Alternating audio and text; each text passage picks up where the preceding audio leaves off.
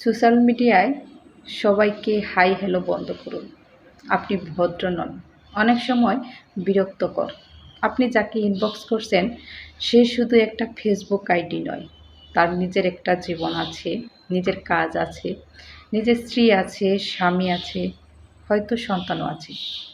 আপনার হাই, এই যে কেমন আছেন, চিনেন আমাকে, এই যে অপ্রয়োজনীয় মেসেজগুলোর উত্তর দেওয়া কারো দায়িত্ব নয়।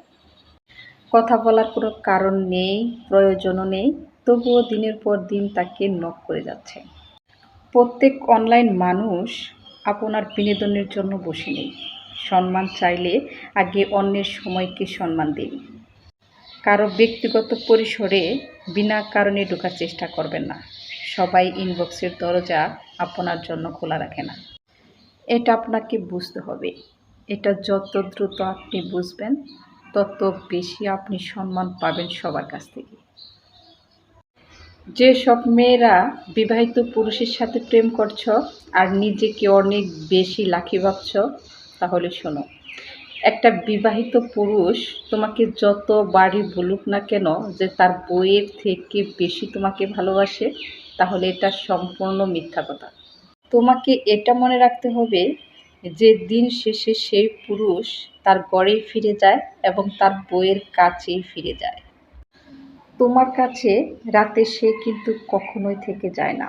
যখন তার বইয়ের সাথে মনোমালিন্য চলে, তখন আসে তোমার কাছে সেটা শেয়ার করতে এবং তোমার কাছ থেকে কিছু সিম্প্যাথি নিয়ে কিছুটা সময় ভালো থাকতে আসে।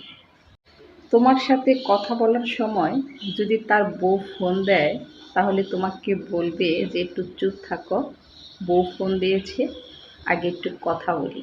সে কিন্তু তার বউয়ের ফোনটাই আগে রিসিভ করবে। কিন্তু বউয়ের সাথে কথা বলার সময় তুমি যদি ফোন করো, তখন কিন্তু তার বউয়ের ফোনটা কেটে দিয়ে তোমার ফোনটা সে কখনোই রিসিভ করবে না। এটাই হলো পার্থক্য।